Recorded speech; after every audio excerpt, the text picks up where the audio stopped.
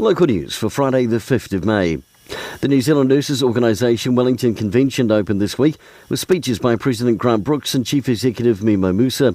Grant Brooks says Hutt, Wairarapa and Capital and Coast DHBs are under significant pressure and current funding does not cover the costs of providing services. Mr Brooks says Capital and Coast also provides tertiary level services to other DHBs in the central region, for example neonatal services, specialist paediatric services and cardiothoracic surgery, yet receives the lowest funding per head of population of all DHBs. A drier than usual May is forecast for most of the country, except for Wairarapa, where closer to normal May totals are predicted.